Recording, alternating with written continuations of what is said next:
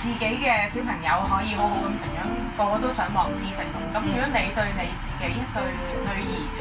佢哋嘅一個理想會係點？嗱頭先咧講到話小朋友好似係一個樽咁樣啦，你擺啲咩落去啦？咁點解講話其實點解講話頭嗰幾年咁緊要，佢咁細個嘅時候咁緊要咧？就因為咧，其實咧即係唔好講到話好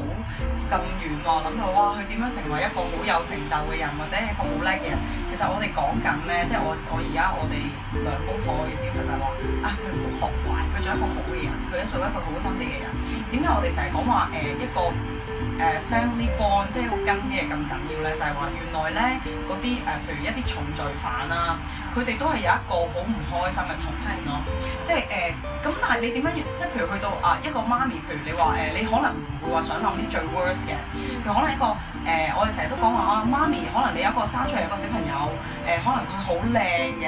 咁可能佢又聰明嘅，咁你會講話我想呢個小朋友，可能你對佢好有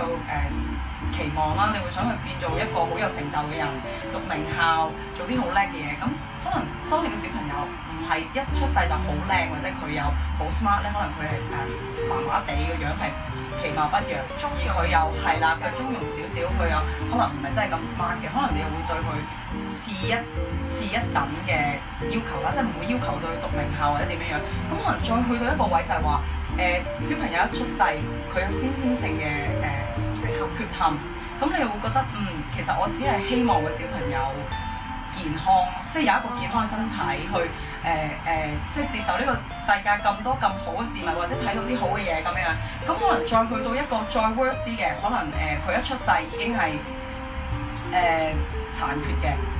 咁可能你就會覺得我只係希望佢有一個正常人擁有嘅嘢咯，你唔會 expect 太多。但係如果佢唔係一出世就係呢個 situation 咧，可能佢一出世好 smart 好靚，咁但係可能佢呢個 situation 去到佢某個時間之後，佢可能真係有唔可以話去到殘缺啦，可能佢有病或者佢你 find out 佢其實唔係真係咁 smart 嘅時候，咁我覺得你 back to 佢乜都冇嘅時候，其實你唔應該對個小朋友有啲咩要求咯。咁樣會覺得